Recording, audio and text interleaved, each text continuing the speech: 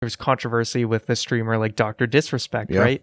They represent your game, even though you don't necessarily have any affiliation with them directly. You may or may not, but they, like, people think of that game, they think of you, and then you go and do something crazy, then that might reflect poorly on your game. Whereas Pikachu's never gonna get caught doing drugs in an alley or you something. never know. You never know. On A Cast of the Past, we talk a lot about nostalgia, whether it be the PlayStation 1, the Nintendo 64, but something that seems to be part of the forgotten past of the 90s, the 2000s, and even like the 80s and back are video game mascots. It feels like there was a very key moment in our lives where you thought about Super Mario, but more so than the video games, it was about the character. You thought about Pokemon, and you couldn't help but think about Pikachu, but it feels like nowadays, that's sort of like a forgotten art in the world of video games, so we thought we would talk about that in another exciting episode of A Cast of the Past addressing, Ryan, what happened to video game mascots? You can expect to listen to a brand new episode each and every Sunday with yours truly, Juan Velas from Puerto Rico. Joining me from Boston, Massachusetts, we have Ryan McNulty. Now, Ryan, in your case, growing up 90s, early 2000s, how important were video game mascots for you? I think video game mascots were very important because, in a way, they personified and represented a video game system, right? You had Mario with Nintendo, and he was the all, lighthearted, fun, like, guy, just, made sense. Sonic on the Sega side was like, oh, he's got the attitude, gotta go fast, and very much represented like the 90s kind of, just that kind of rebellious attitude, I guess. And Mario was kind of like the wholesome, everyman. And then, you kind of had a similar era with like Crash Bandicoot really personifying the PlayStation and trying to differentiate itself. And I remember there was a lot of commercials with a guy dressed up in a Crash Bandicoot suit for all those Crash commercials and stuff. So, PlayStation really did embrace the whole mascot thing for a while too, and Xbox even, having Master Chief and everything like that. So it definitely seemed like each console seemed to have like a figurehead, a representative, and now things that's a little bit lost. Like, you couldn't say, is Crash isn't the PlayStation mascot really anymore, and you can't really pinpoint one particular character. I mean, yeah, you have things like God of War, and like, Lara Croft at one point was much more a mascot than now. But yeah, a lot of these modern systems, with the exception of Nintendo, I think Nintendo still embraces this mascot era, and I think it works well for them. But in terms of like Xbox, PC, certain game companies, you don't see it as much. Yeah, I think that especially growing up, it was more of, at least in my understanding, it was like developers and publishers trying to be the iconic thing for the PlayStation. Like, when you think of PlayStation, yeah, you can think of Crash, but you can also think of Spyro, you can think of Lara Croft, you can think of so many things, right? But Nintendo, there's no question. Sega, there's no question. And I think that's the ultimate battle that many people were looking for, which, by the way, speaking of battles, people, you may be listening to only two people for the next few episodes because Keith Hamilton is out there battling that pandemic. He is solving the world, so he's going to be back in another future episode. But also, if you want to join the community, we do have a Discord channel over at acastofthepast.com/Discord. We actually want to give a shout out to many of the awesome people on our Discord community. We just laid it all out there, asked everybody, hey, like, what are some random topics you'd love for us to talk about? And this was actually one of them. So shout out to Sir Meatwad, Madros, Ace Under Geek Bunny, everybody out there. You can also leave a 5-star review on your favorite podcast app, whether it be Stitcher, Apple Podcast, even on Facebook, you can leave a review. But then going back to this topic, when you think of video game mascots, I think Mario is the obvious example, right? So that could have horribly failed, because when you think about Mario, he used to just be basically a character, right? But at some point, he was Jumpman. So I don't think anybody could guess the success. Why do you think Mario, who is an Italian plumber that squashes bugs and all that stuff in a way, Why was he so successful? I think part of it just being the Donkey Kong arcade game was extremely popular. It really took off, and then, eventually they make a game, Super Mario Brothers, and that just becomes the de facto game for the system. So he really just became the representative, the same way that Pokemon kind of became the de facto game for the Game Boy. I mean, I know there's Tetris and stuff, but let's be honest, a long shaped square rectangle isn't really going to take off as a mascot. They actually tried that a little bit, Did but they really failed. Yeah, if you looked at the manual, there's always been where they tried to sort of name each block to give them some more personality. His name is Hero. Hero is the long piece, which, it's the one you always need. So it's true. You can just be like, I need a hero. That's what I do when I play Tetris. Anyway. Oh, no. Thanks to that, I can't unthink that now. But I mean, think about it, right? These mascots, it's kind of a natural development, right? Master Chief became sort of the Xbox mascot because that was the game that made the Xbox. You don't have Halo, Xbox probably isn't going to take off nearly to the extent that it did. So really, when it became one game that really represented a system or really represented a game company, that they kind of morphed into the mascot.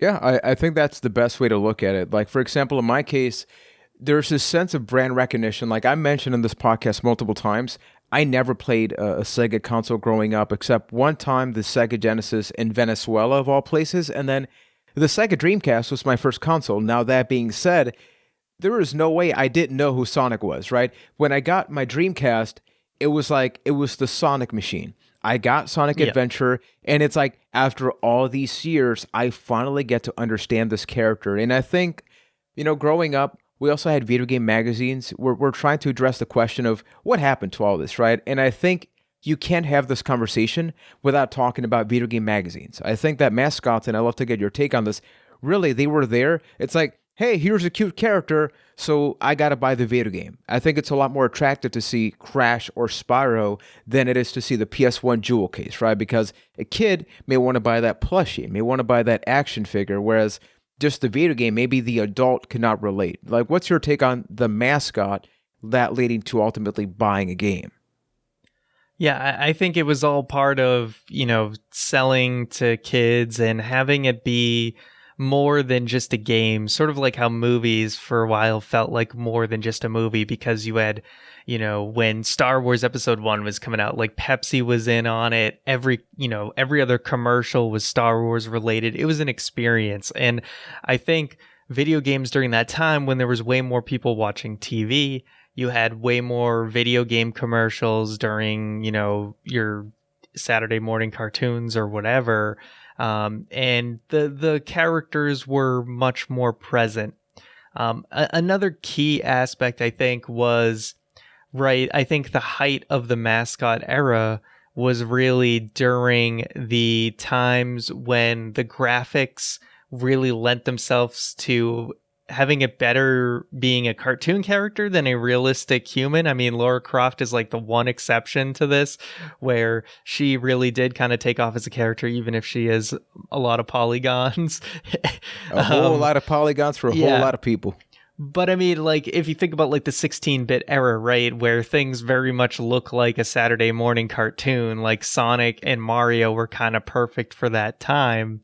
And then even, getting into like, up to the PS2 era, that's when graphics started getting more and more real, and it's natural that things would start to fall off as graphics got more realistic. Gamers, the gamer generation gets a little bit older. There's always new young gamers coming in, but I think the era of console gamers, there's still kind of this large group that, hey, we're in our 30s now and we're still playing games, so if we're the largest audience and we have the most disposable income to spend on games, they may want to appeal to us more, and the cute, cuddly mascots maybe won't appeal as much as, oh, show me God of War gameplay and I'll buy your game. You know what I mean? Yeah, and Kratos is a really good example of a mascot, like a more modern one. But even then, I don't think people think about it the same way. And just going way back before our generation, think about something like Pac-Man, right? Pac-Man,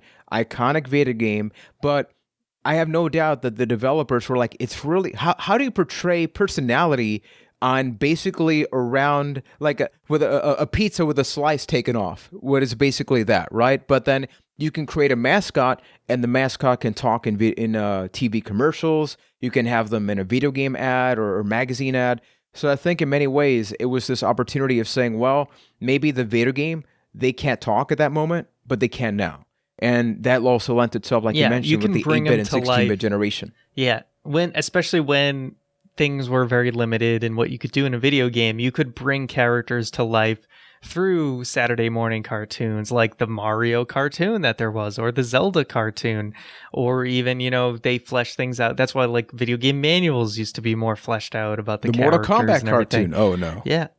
Or the movies or whatever. Yeah. So I think that was also a thing when you couldn't do these high detailed cutscenes and voice acting, you brought them to life through other means, and that kind of made the character more than just a video game character.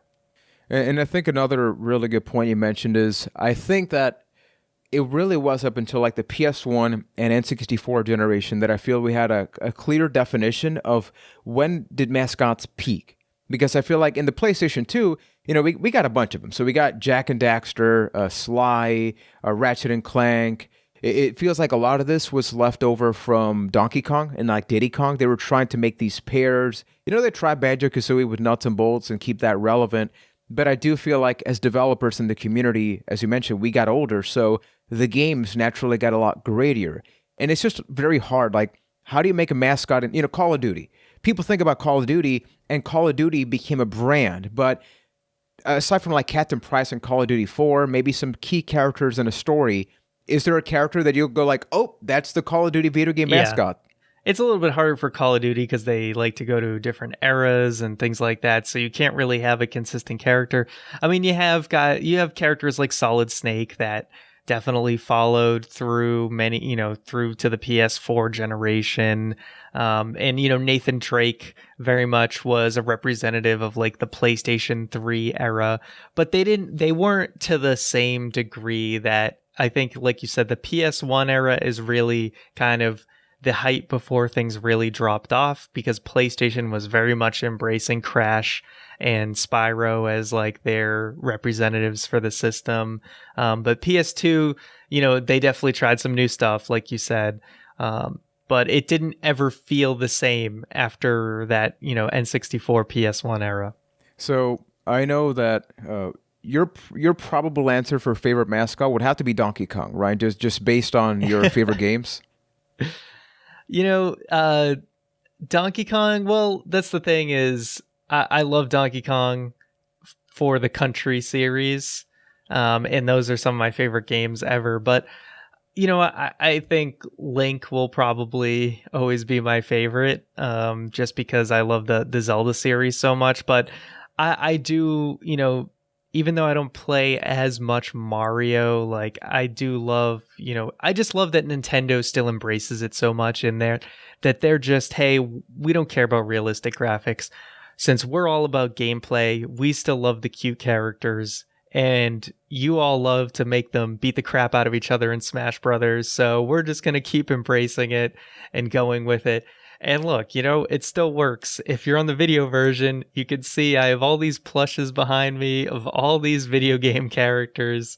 So I still love the mascots, as you can tell, very much on the Nintendo side. But even like, even though I haven't played that much Crash, like I like him as a representative of a system. I feel like it's a cool thing when a system has a character that you directly associate with. And I think that helps sell systems and really, make it. I mean, you have to have that iconic series that someone will be like, I will buy a system for that series. And I think taking a character beyond the video game does help do that. But as you said, with things like Call of Duty, nowadays you can really, because a big portion of the generation's a lot older now, a brand can sell a system now. It doesn't have to be a character.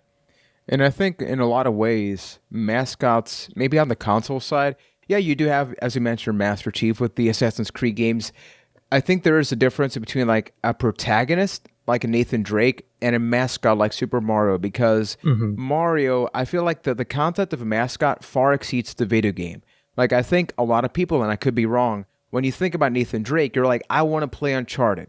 When you think of Sonic, Mario, you can think of so many things, like the actual console. You can think of merchandise, clothing. It's something like your actual background is a good example. My background is a good example. I don't think there's any coincidence that, behind me, I have a couple of different things like Link memorabilia. Have I played every single The Legend of Zelda game? No. But it brings It's you... what they represent. Yeah, and I would even say it's like it brings you a feeling. We talk a lot about nostalgia in this podcast, and I think it's like when you have that character means something. Whereas you think about like Assassin's Creed or something, and hey, we're not discrediting that at all, but it's more about, hey, that's a character, but this is like a pop culture phenomenon, right?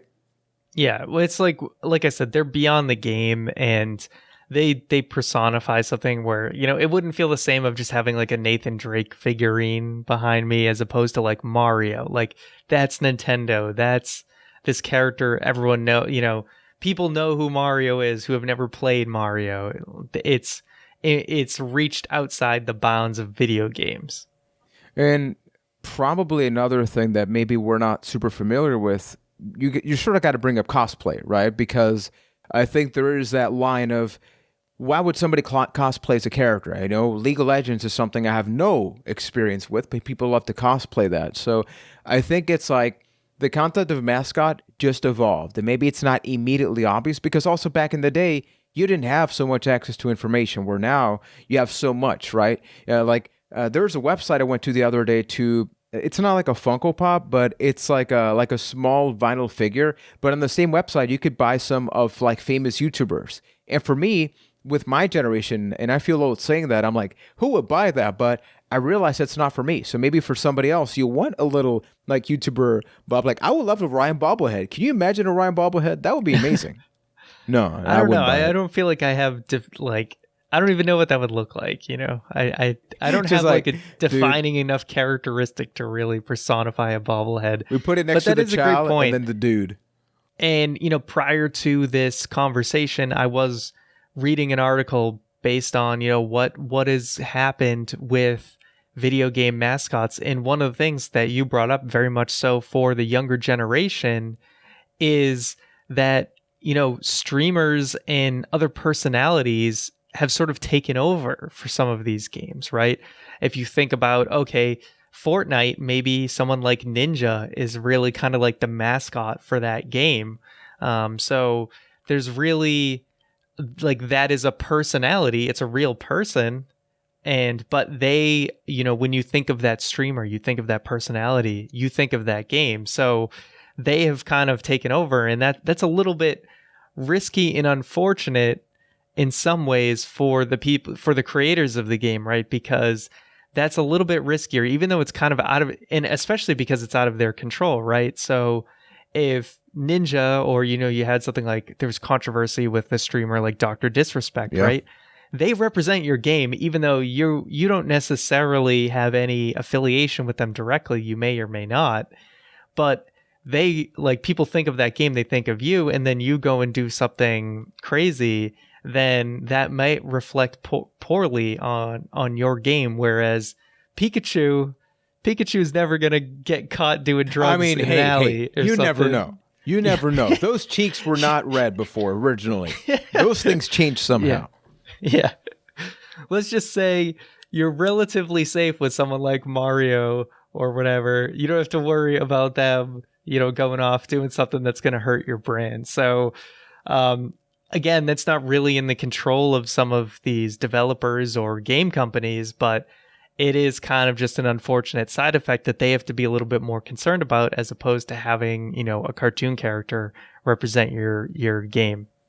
No, that's very true. And I think it goes back to what we mentioned earlier, which is, I think the mascot far exceeds the video game. It's like, you think of the mascot, you think of the video game. I think if it goes the other way, it's kind of like, well, it's a nice character, right? Like, I love a lot of video games, and every game has a protagonist. Every movie has a protagonist and an antagonist, but not necessarily do I think about that main character first. Now, we thought, like, if the question is what happened to video game mascots, like, can you immediately think of one that you know somebody tried to shove down your throat, or maybe they're not your favorite, but you think about that? And even just saying this, I immediately thought of one, but I want to get your response first, like a failed or forgotten mascot.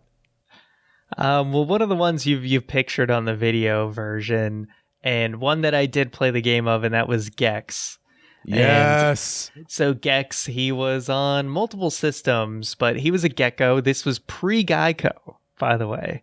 So he was like this wisecracking gecko that made a lot of like pop culture references. So if you played the games now, it would seem extremely dated.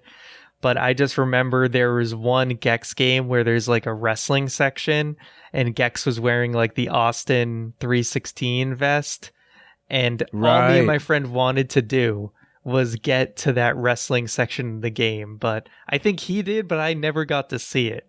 So I kind of want to replay that game some point and get to that. But just to that. Yeah, he never quite took off. I think there was maybe 3 games, I want to say. There were multiple games, but it never really took off beyond the PS1 era. And I think one of the reasons that one of those failed is like Gex fully embraced the sort of like tribute. Like his identity was the identity of something else. Like I always thought about the James Bond one. The one I was thinking about, let me know if this comes to mind. Remember the 7-Up Dot? Like he had a Super Nintendo game as well. That like game that was what was the game called? I played that game. 7-Up. Let's see, your 7-Up SNES game. I'm just looking it up right now. It was like Spot. Was something Spot. Yeah, Cool Spot. Cool Spot. Yeah. He was cool. I played that game. Yeah. What was up with that? It was 7-Up just trying to crack into the video game world. I think a lot of companies did. A Coca-Cola or Pepsi. Yeah, it was Pepsi Man. I mean, you think about Pepsi Man, there was like this infamous game that came out in Japan.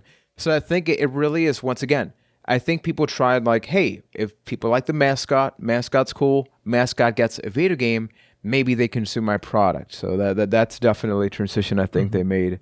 Any other one that comes to mind, either failed or forgotten? So this is one I never really knew about until things like Angry Video Game Nerd and JonTron really highlighted it.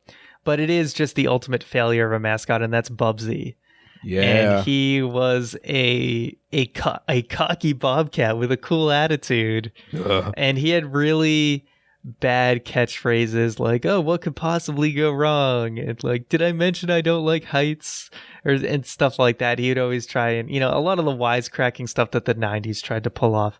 Anyway, he was on a ton of, his games were on a ton of systems, Sega Genesis, SNES, PlayStation, but where they tried to cement him as like the console mascot was with the Atari Jaguar. So you just have the ultimate failure of Bubsy with the Atari Jaguar, and you wonder why it just died a death right there.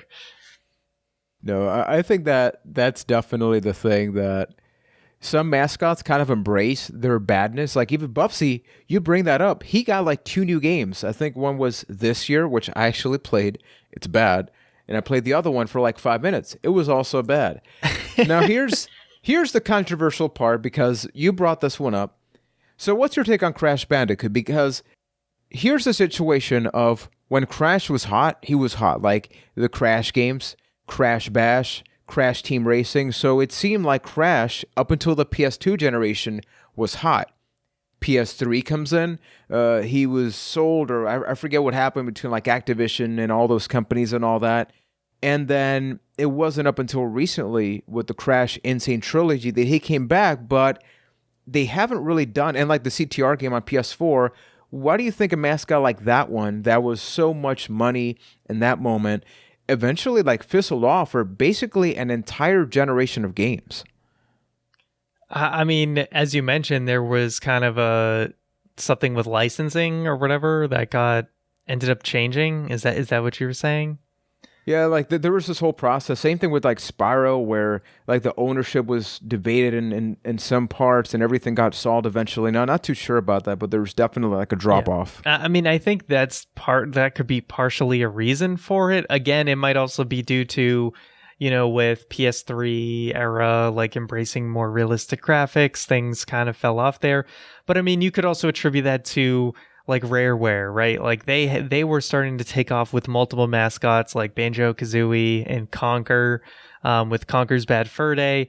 And then Microsoft buys Rareware and the company just completely craps the bed in terms of making new good games and things like that, and we stopped It's okay, getting Ryan. It's okay. Yeah, we weren't getting any new Donkey Kong games for a while, and we got nuts and bolts and things like that. So it's possible that these other more business side things can be more of a cause than anything else. But again, I think just with the evolution of graphics and things like that, the more cartoony characters were eventually going to fall off unless there's a company like Nintendo that really embraces that cartoony side and makes the most of it and says, hey, everyone else is going realistic, but since we're staying in this space of cartoony is okay and gameplay first, then we can keep our mascots, and that's fine.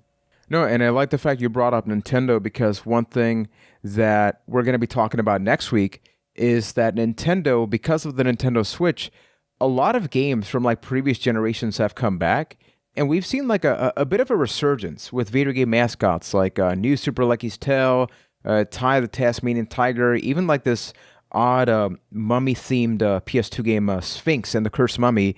That got a revival, and I think that there is an element that we're going to bring up more next week about like the concept of handheld video game devices and the Nintendo you Switch. could look at like a character like the Hollow Knight character kind of Yeah. becoming, starting to become something. So Yeah, exactly. So we can definitely keep this conversation going, because I think now we are going to be seeing a lot more mascots, because you brought up Hollow Knight. I mean, think about like Binding of Isaac.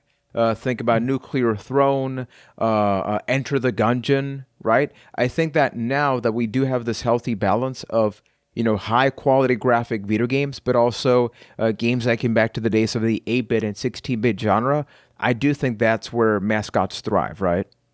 yeah, definitely. Like the coupled with that cartoony style of graphics, it's just a natural fit. Exactly. It's just a matter of maybe nowadays, people, we just have to accept that we do have video game mascots, because we just brought up Hollow Knight and all that stuff, and the list can keep going, but maybe they don't have that mainstream appeal that we had back in the day, because back in the day, let's not forget, video games were not necessarily the cool thing, right? Video games were sort of a side project, where now it's so mainstream that maybe it's like, it's not necessarily a bad thing that we no longer have this main focus on video game mascots, because, hey, I mean, if you like Assassin's Creed, then you like it, right? If you like Call of Duty, you like it. If you like Fortnite... Who's your favorite? Favorite what? Mascot. Oh, favorite mascot. I was like, favorite Call of Duty game. Favorite mascot. It really would have to either be Link, particularly Ocarina of Time Link. Like, I think I have to give out specific answers. It would be Ocarina of Time Link. It would be Donkey Kong Country, like DKC 1 Donkey Kong, probably, and maybe Diddy Kong afterwards. Because, like, I have an interesting story about this. I didn't play Donkey Kong Country for many years after it came out, but I would always go, and I remember this like it was yesterday. I would go to this bike store, which for whatever reason would always sell 3 Super Nintendo games that nobody bought. It was F-Zero, Super Mario All-Stars, and Donkey Kong Country, like open, like used copies. They always had them in this little corner, and I always told my mom, like, one day I'm going to play that ape. I'm going to play that ape. And I didn't even know what the gameplay necessarily was all about, but I saw the damn ape in that thing. I'm like, I got to play that damn thing eventually. So that's why I have like such a sentimental reminder. I loved the look and the graphics of the Donkey Kong Country, that style. And yeah, I really wish when they made the Country Returns that they would have embraced that style, because it looks too polished and clean, and I just loved how, I don't know, they almost looked like these clay or rubbery figures, and I don't know why I love that style so much, but that just made them look so much cooler in my opinion. They look so realistic for the Super Nintendo era. So And it still holds up. So everybody watching and listening, please let us know when we talking about this topic of video game mascots. Number one, like, what do you think is like the mainstream mascot nowadays? Like the most mainstream one? Maybe it's probably still Mario, but like, let's challenge ourselves. Remove that. Which would be the other one? And overall, who would you say is your favorite video game mascot? As we mentioned, next episode, we're going to be talking about the Nintendo Switch and diving into the topic of video game handheld. So I'm very much looking forward to that conversation with one Mr. Ryan McNulty. And everybody, don't forget, once again, you can leave a 5-star review on your favorite podcast app of choice. You can also subscribe to the YouTube channel. Shout out to everybody that's there. We just love growing this passionate community of retro gamers.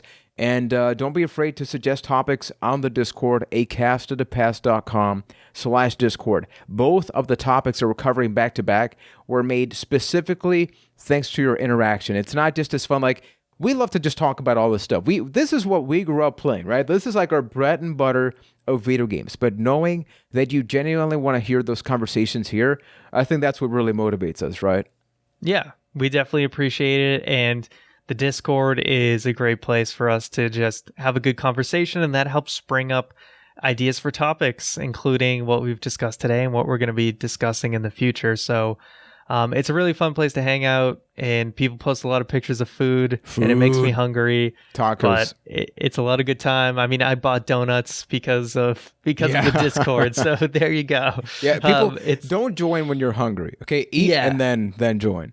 Yeah, that's best practice right there. Yeah, up until next time, everybody, thank you so much for being part of this conversation, and we will be back with another exciting episode of A Cast to the Past.